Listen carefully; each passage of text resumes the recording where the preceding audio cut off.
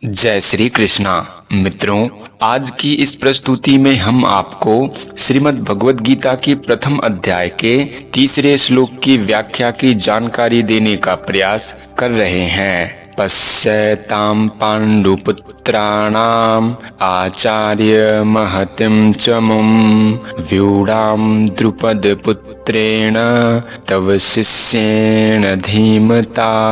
अर्थात दुर्योधन द्रोणाचार्य से कहते हैं, हे आचार्य, आपके बुद्धिमान शिष्य द्रुपद पुत्र धृष्टद्युम्न के द्वारा व्यूह रचना से खड़ी की हुई पांडवों की इस बड़ी भारी सेना को देखिए।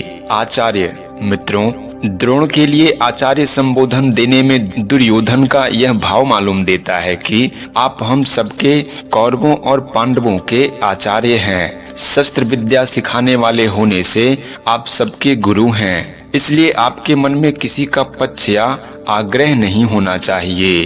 तव शिष्येण धीमता। मित्रों, इन पदों का प्रयोग करने में दुर्योधन का यह भाव है कि आप इतने सरल हैं कि अपने मारने के लिए पैदा होने वाले धृष्टद्युम्न को भी आपने अस्त्र शस्त्र की विद्या सिखाई है, और वह आपका शिष्य धृष्टद्युम्न इतना बुद्धिमान है कि उसने आपको मारने के लिए आपसे ही अस्त्र शस्त्र की विद्या सीखी है। द्रुपद पुत्रेण।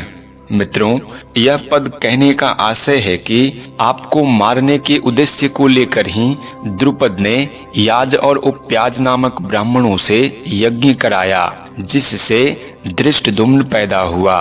वही यह द्रुपद पुत्र धृष्टद्युम्न आपके सामने प्रतिपक्ष में सेनापति के रूप में खड़ा है। यद्यपि दुर्योधन यहाँ द्रुपद पुत्र के स्थान पर धृष्टद्युम्न भी कह सकता था, तथापि द्रोणाचार्य के साथ द्रुपद जो वैर रखता था, उस वैर भाव को याद दिलाने के लिए दुर्योधन यहाँ द्रुपद पुत्रेण शब्द का प्रयोग करता है कि अब वैर निकालने का अच्छा मौका है।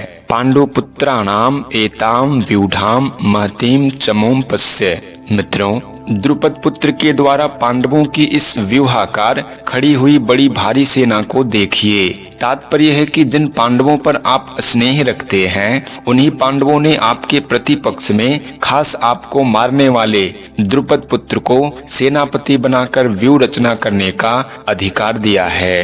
अगर पांडव आपसे स्नेह रखते तो कम से कम आपको मारने वाले को तो अपनी सेना का मुख्य सेनापति नहीं बनाते, इतना अधिकार तो नहीं देते, परंतु सब कुछ जानते हुए भी उन्होंने उसी को सेनापति बनाया है। यद्यपि कौरवों की अपेक्षा पांडवों की सेना संख्या में कम थी, अर्थात कौरवों की सेना 11 अक्षौहिणी और पांडवों की सेना 7 अक्षौहिणी थी, तथापि दुर्योधन पांडवों की सेना को बड़ी भारी बता रहा है। पांडवों की सेना को बड़ी भारी कहने में दो भाव मालूम देते हैं। पहला भाव, पांडवों की सेना ऐसे ढंग से व्यूहाकार खड़ी हुई थी जिससे दुर्योधन को थोड़ी सेना भी बहुत बड़ी दिख रही थी। और दूसरा भाव, पांडव सेना में सबके सब योद्धा एक मत के थे।